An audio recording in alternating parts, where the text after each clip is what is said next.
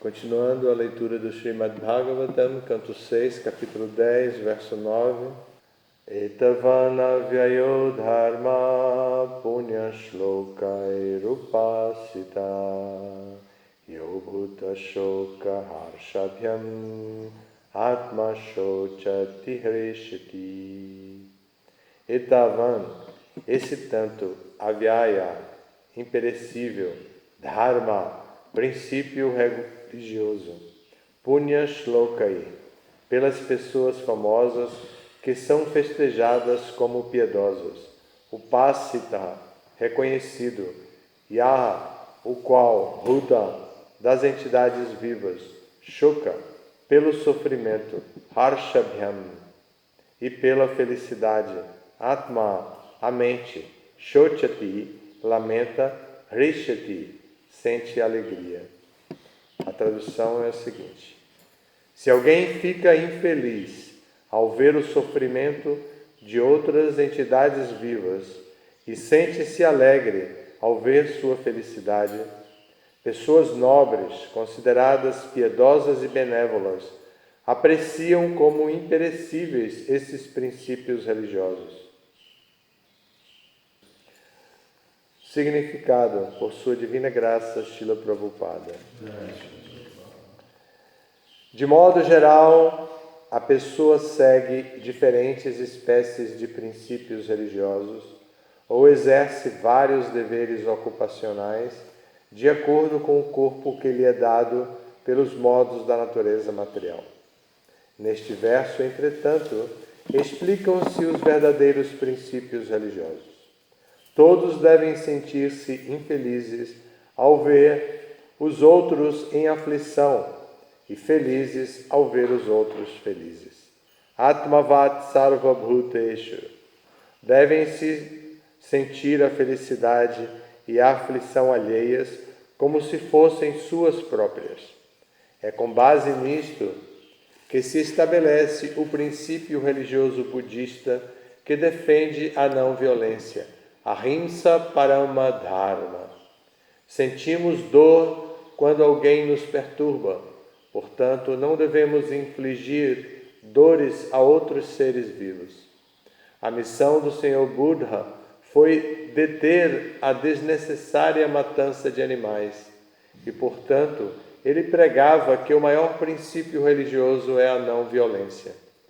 Ninguém pode continuar matando animais e ao mesmo tempo ser homem religioso. Isto é uma hipocrisia. Jesus Cristo disse: não mates. Mesmo assim, os hipócritas mantêm milhares de matadouros enquanto se fazem passar por cristãos. Essa hipocrisia é condenada neste verso. A pessoa deve ficar feliz ao ver os outros felizes e deve ficar infeliz ao ver os outros infelizes. Este é o princípio a ser seguido. Infelizmente, no momento atual, os pretensos filântropos e humanitaristas advogam a felicidade da humanidade à custa das vidas dos pobres animais. Isto é reprovado aqui. Este verso diz claramente que se deve ter compaixão de todas as entidades vivas. Não importa se nos referimos a seres humanos, animais, árvores ou plantas, todas as entidades vivas são filhos da Suprema Personalidade de Deus. No Bhagavad Gita 14:4, o Senhor Krishna diz: Sarva yonishu kaunteya murtaya sambhavantiya tasam brahma mahadyonir aham bija pradapita. Ó filho de Kunti, deve-se entender que todas as espécies de vida vêm a existir por meio do nascimento nesta natureza material. E eu sou o Pai que dá a semente. As diferentes formas das entidades vivas são apenas as suas vestes externas. Todo ser vivo é, de fato, uma alma espiritual, parte integrante de Deus. Portanto, ninguém deve favorecer apenas uma classe de seres vivos. O Vaishnava percebe todas as entidades vivas como partes integrantes de Deus, como o Senhor afirma no Bhagavad Gita 5.18 e 18.54, Vidya Vinaya Sampane Brahmane Gavi Hastini Shuni Chaiva Swapakecha Pandita Samadarshina. O sábio humilde, em virtude do conhecimento verdadeiro, vê com igualdade um brahmana cortês e erudito, uma vaca, um elefante, um cachorro ou um comedor de cachorros, párya. Brahma Bhuta Prasanatma Nashochati Nakankshati Sama Sarveshu Bhuteshu Madbhaktim Labhate Param. Aquele que está na plataforma transcendental percebe de imediato o Brahman Supremo e torna-se cheio de júbilo. Nunca se lamenta e nem deseja ter nada. É equânime para com todas as entidades vivas. É então que passa a prestar-me serviço devocional puro. Por conseguinte, o Vaishnava é uma pessoa verdadeiramente perfeita, porque se lamenta de ver os outros infelizes e sente prazer ao ver a felicidade alheia. O Vaishnava é paradukha dukhi, isto é, sempre fica infeliz ao ver as almas condicionadas mergulhadas no materialismo desolador. Portanto, o Vaishnava vive atarefado em pregar a consciência de Krishna mundo afora. Interessante que esse verso aqui traz um tema que pode parecer contraditório da psicologia atual. A psicologia materialista leva o indivíduo a uma consciência da sua individualidade e cria em torno dessa individualidade uma ilusão de que ele é o desfrutador.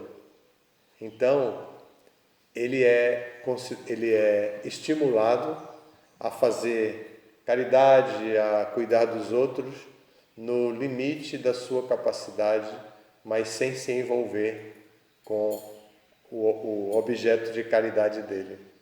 Aqui é diferente. Aqui o verso está dizendo que se alguém fica infeliz ao ver o sofrimento das outras entidades vivas,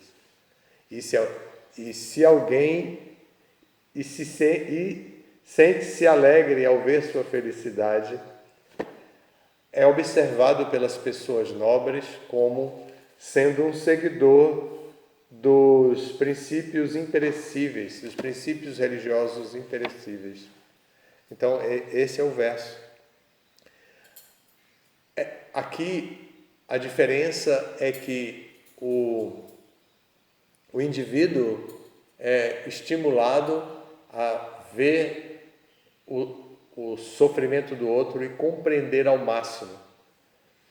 O verso não está dizendo necessariamente que a pessoa tem que internalizar o sofrimento e reagir exatamente igual como a pessoa que ele está percebendo o sofrimento está reagindo ao seu sofrimento. Ao contrário disso, ele deve perceber o sofrimento do outro, ficar muito triste, mas dizer, mas eu tenho que fazer alguma coisa. Eu não posso deixar de fazer algo. Eu tenho que ajudar a essa pessoa a livrar-se do sofrimento. Essa é a atitude provocada pela tristeza de um Vaishnava. O Vaishnava não vai ficar deprimido porque o outro está deprimido. Ele vai ficar proativo para resolver a depressão do outro porque vê que o outro está depressivo. Mas ele fica muito triste porque ele vê que o outro está sofrendo de depressão. Ele fica triste, porém ele não assimila a depressão. Então ele não compartilha a solução que aquele indivíduo está dando ou a falta de solução para o seu problema. Isso é importante observar, porque nesse ponto, outra vez, a gente se liga à psicologia atual. Então, embora a psicologia atual nos leve a um individualismo, essa psicologia védica vai nos levar ao conceito de individualidade, porém um conceito proativo. Ela não vai se considerar uma vítima. Ela vai aproveitar o seu espírito de proativo para resolver o problema e vai querer fazer parte da solução. Então, essa é a psicologia védica, e a psicologia termina se harmonizando com esse princípio. Porque, embora ela diga não se envolva, não traga para dentro de você, ela vai dizer, você precisa também ajudar a outra pessoa. E aí se vê coisas maravilhosas sendo feitas no mundo para evitar o sofrimento das pessoas. Então, o governo se preocupa com o sofrimento das pessoas, os políticos se preocupam na medida de sua capacidade, de seus interesses, de sua percepção e visão de mundo. Os políticos se preocupam, os religiosos se preocupam com o sofrimento das pessoas, de um modo geral, mas, em geral, toda essa preocupação das pessoas gira em torno do corpo material da pessoa, gira em torno do corpo sutil da pessoa, de como a pessoa está reagindo ao mundo e vivendo com esse mundo, mas não gira em torno da alma da pessoa. Então, Prabhupada, no seu significado, puxa para o lado do sofrimento que o Vaishnava sente por ver a alma condenada a perder a forma humana de vida, ou as almas que não são corporificadas como humanas, sendo interrompidas em seu ciclo vital desnecessariamente. Então, Prabhupada leva para esse ponto, a compaixão pela alma do indivíduo. Uma alma num corpo animal deve concluir o seu ciclo naturalmente e não ser explorada. E aí Prabhupada diz no significado, se nós sofremos, não vamos querer impor sofrimento a nenhuma entidade viva, como nós. Então, por isso, não vamos impor sofrimentos desnecessários a nenhuma entidade viva, não vamos matar os animais, etc. Aqui é um grande desafio para o Vaishnava, porque se um vegano lê o significado desse de Prabhupada, ele vai fazer o mesmo que nós fazemos com os cristãos. Nós dizemos para os cristãos que eles não são seguidores de Jesus, porque Jesus diz não matarás, e os cristãos matam os animais. E aqui eles vão ler isso e eles vão dizer, vocês não são bons seguidores de Prabhupada, porque Prabhupada está dizendo que não se deve impor sofrimento às entidades vivas, e vocês não estão nem aí para usar sapato de couro, cinto de couro, pulseira de relógio de couro, não sei se ainda existe, antigamente existia, e todas essas coisas, ou vocês estão comendo produtos que são adquiridos dos animais através do sofrimento dos animais.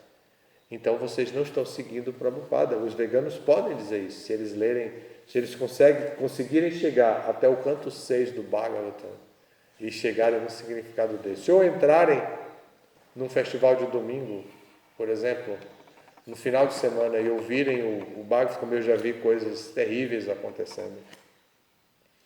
Uma vez uma jornalista estava passando o final de semana em Nova Gokula e estava se lendo o quinto canto, creio, e no quinto canto do Bhagavatam se descreve alguns infernos e se descreve as atividades pecaminosas pelas quais as pessoas vão ao inferno.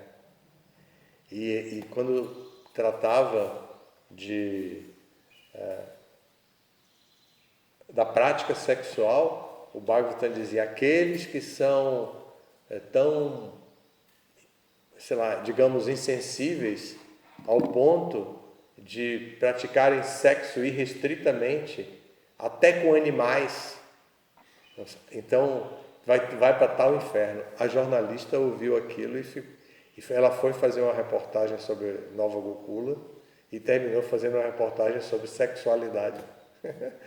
E foi bem chocante tudo isso, porque se falou de uma maneira bem... o Bhagavatam falou de uma maneira bem crua sobre isso. E aí ela foi olhando tudo mais que havia escrito ali e tal.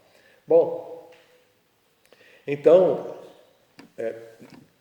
Prabhupada aqui está pregando de uma maneira muito sensível ao sofrimento das entidades vivas. E nós não podemos negar o mesmo caminho de Prabhupada. Nós precisamos nos preocupar com o sofrimento das entidades vivas. Porém, existe uma urgência, já entendemos que existe uma grande urgência, que é aumentar o número de pessoas que também devem ter compaixão por todas as entidades vivas. E para aumentar o número de pessoas que têm compaixão por as entidades vivas, nós precisamos cuidar das pessoas que estão se desviando através de todo tipo de violência e todo tipo de abuso do outro, através não só da alimentação, mas da intoxicação, da prática de sexo ilícito, da prática da desonestidade, que quebra o princípio de jogo de azar, da falta de veracidade na convivência. Então, nós precisamos estar atentos para as pessoas sofredoras que estão envolvidas, as pessoas em corpos humanos, que estão sofredoras envolvidas nessas atividades, e ajudá-las a resgatar a sua consciência original, a consciência de Krishna, que é a nossa consciência original. O cantar do Mahamantra Hare Krishna, Prabhupada diz, não é uma imposição artificial à mente humana.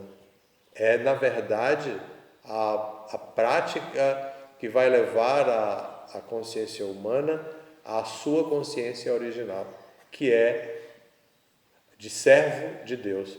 Se ela glorifica a Deus, ela está admitindo ser servo de Deus. Então, essa consciência de servo de Deus é a consciência original. Então, o cantar do Mahamantra Hare Krishna não é uma imposição artificial à mente. Prabhupada diz isso. E então, toda entidade, todo ser humano deve cantar o Mahamantra Hare Krishna e deve se preocupar com as outras entidades vivas que não estão tendo essa oportunidade. E essa é a base ativa do nosso movimento, do movimento Hare Krishna. É a base do movimento de Sankirtan, de Chaitanya Mahaprabhu, a base da compaixão de Deus na encarnação de Chaitanya Mahaprabhu para divulgar com todos o cantar do Mahamantra Hare Krishna.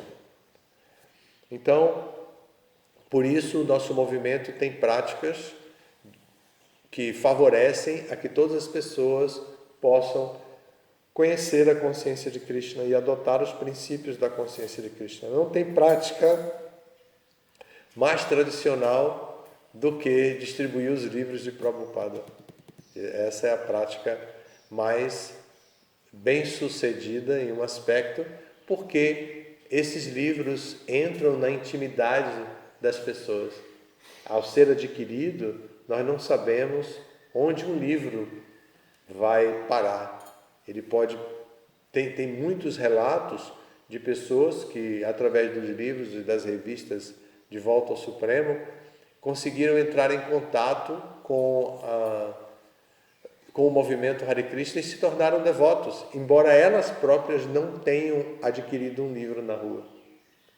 Elas encontraram livros por outras pessoas e que encontraram livros largados por aí. Por isso, hoje, os devotos já estão um pouco mais relaxados de algumas técnicas de distribuição de livros e, considerando que o movimento está se tornando um movimento congregacional, como é originalmente planejado, e não apenas um movimento de comunidade. Então, os membros da congregação são estimulados a adquirir os livros e a esquecer, por exemplo, um livro em algum lugar.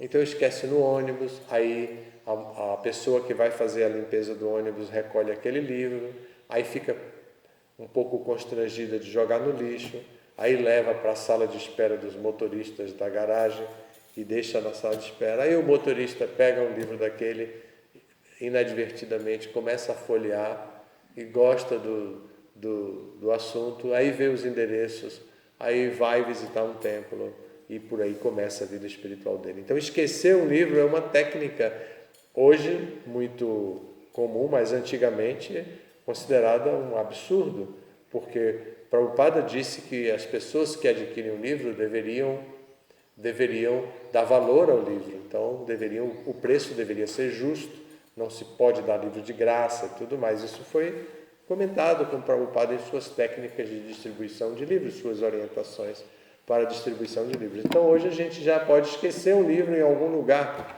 porque um membro da congregação está pagando pelo livro e aquele livro pode ser esquecido em algum lugar e alguém pode se beneficiar. Imagine, isso é uma técnica de compaixão pelas entidades vivas corporificadas como seres humanos e que precisam aproveitar a forma humana de vida. A forma humana de vida é muito rara e a pessoa deve diminuir a gravidade das perplexidades materiais e transitar dentro desse mundo de maneira muito mais leve. Para isso, ela precisa cuidar do desapego. Ela deve cuidar do desapego, ela deve cuidar da ira, ela deve cuidar do medo, e para que ela possa transitar e se candidatar à volta ao lar, a deixar o coração preparado para desenvolver amor por Krishna. O próprio Krishna diz isso no Bhagavad Gita, né? Vitaraga bhaya krodha mamaya mamupashritaha bhavo gyana tapasa putamad bhavamagataha. Então, que muitas e muitas pessoas no passado, através da prática do conhecimento e de tapasya, aceitando voluntariamente uma conduta positiva, isso é austeridade, aceitar voluntariamente uma conduta positiva, mesmo que ela não seja favorável ao gozo dos sentidos, não seja confortável, não seja cômoda para a pessoa. Isso é austeridade. Então, muitas e muitas pessoas no passado, através de jnana e de tapasya, também se livraram, ficaram atentas a raga, bhaya e krodha, apego, medo e ira. Então, na relação com o mundo e com as outras pessoas, as pessoas no passado, relatadas por Krishna, estavam muito atentas a não deixar crescer no seu coração o apego, a não deixar crescer no seu coração o medo da morte, o medo de perder a individualidade, o medo de diferentes situações. E a ira, que é a defesa dos seus próprios interesses corporais, interesses egóicos, interesses mundanos, e que faz com que ela esteja sempre pronta para brigar, para defender os interesses do seu corpo, para fazer qualquer tipo de coisa lícita ou ilícita para se proteger. Então, o exemplo que Krishna dá para Arjuna de sucesso, porque é sempre comum perguntar, e o que acontece com alguém que pratica isso? Como será o sucesso dele no futuro? Então, Krishna disse, muitas e muitas pessoas no passado se purificaram e desenvolveram amor puro por mim. Mas o que elas fizeram? Elas se livraram de raga, bhaya e krodha, e elas estavam conscientes, tinham conhecimento através de jnana, e elas eram conscientes da sua responsabilidade e com a ação correta, e isso se chama tapasya. Então, nessa situação, muitas e muitas pessoas desenvolveram amor puro por mim. É o que Krishna diz. Então, fique atento, Arjuna. Você não vai poder tocar para frente a sua vida espiritual sem estar atento a esses itens que eu acabo de falar. Raga, Bhaya, Krodha e tudo mais. Então, nós precisamos entender a filosofia da consciência de Krishna, que trabalha a psicologia Vaishnava em nós, porque a psicologia atual se tornou muito popular, muito acessível. Quase todas as pessoas têm conhecimento da psicologia hoje em dia. E não é mais um ambiente de ignorância completa das exigências da mente. As exigências da mente hoje em dia são interpretadas com muita facilidade pelos outros. Então, o devoto Vaishnava precisa compreender a psicologia Vaishnava, a psicologia védica, para poder vivenciar a sua experiência de indivíduo com requintes próprios da consciência de Krishna, como a compaixão por todas as entidades vivas, que é, neste verso de hoje, recomendado ao ponto de a pessoa ser chamada de Paradukha Dukhi. Paradukha Dukhi é aquele que sofre, cujo único sofrimento é o sofrimento do outro. Ele próprio não sofre por si mesmo, mas ele sofre pelo sofrimento do outro. O único sofrimento o único sofrimento legítimo que um Vaishnava tem é o sofrimento do outro, não é o seu próprio sofrimento. Então, esse também é um critério de avaliação do nosso desenvolvimento como Vaishnava. Como podemos verificar se estamos avançando ou não? É se estamos sofrendo por nosso próprio sofrimento ou sofrendo pelo sofrimento dos outros. Então, são muitas informações que nos levam a refletir profundamente a respeito do processo da consciência de Krishna na prática, no dia a dia, e isso é muito vantajoso conhecer os livros de Prabhupada para desenvolver esse conhecimento. Agradeço. Se tiverem alguma pergunta, algum comentário, Maharaj. Não, só no final achei uma coisa interessante. Prabhupada fala no final do significado sobre o sofrimento da vida materialista. Eu só tinha comentado sobre isso, né? Porque as pessoas podem estar felizes materialmente, mas isso não implica verdadeira felicidade. Né? Vocês perceberam o ponto que o Maharaj está trazendo? Aqui no final, Prabhupada diz assim: o Vaishnava é Paradukha Dukhi. Ele isto é, sempre fica infeliz ao ver as almas condicionadas mergulhadas no materialismo desolador. Portanto, o Vaishnava vive atarefado em pregar a consciência de Krishna mundo afora. Então, o sofrimento que o Vaishnava identifica não é o sofrimento que o político identifica, não é o sofrimento que o educador identifica, não é o sofrimento que os seguidores Karmakandiyas, seguidores da seção Karmakanda dos Vedas, identificam, que é o sofrimento pela carência, a falta de prazer dentro desse mundo, a falta de prazer sensorial dentro desse mundo. O sofrimento que leva um Vaishnava à condição de Paradukha Dukhi é o sofrimento do materialismo desolador, que está avassalador, que toma conta de tudo e que faz a pessoa interpretar todo mundo com a matriz de conhecimento materialista. Essa matriz de conhecimento materialista tem vários aspectos, grosseiros e sutis. Um aspecto sutil é que a gente nos aspectos sutis, a gente não percebe e a gente traz para dentro da gente o paradigma materialista sutil e fica um materialista negando o avanço espiritual, negando livrar-se daqueles anartas que levam ao materialismo por não conhecer muito bem a filosofia da compaixão, a filosofia da consciência de Krishna. Então é preciso ter jnana, conhecimento, para poder aplicar este conhecimento em nós próprios. Nos outros apenas identificar o sofrimento deles, entender essa pessoa está vivendo dentro de uma bolha, a bolha do materialismo desolador. Não é isso? O Prabhupada toca nesse ponto para a gente não se confundir e virar apenas um piedoso, né? Ter piedade pelo sofrimento material das pessoas. Nós ajudamos as pessoas materialmente também. Prabhupada pediu que distribuísse alimentos, que é diferente do Festival de Domingo. O Festival de Domingo não é o programa Food for Life. Originalmente, em Prabhupada, o Festival de Domingo é uma amostra da culinária vegetariana deliciosa que pode levar uma pessoa a deixar as delícias que ele está acostumado a experimentar da cultura ignorante.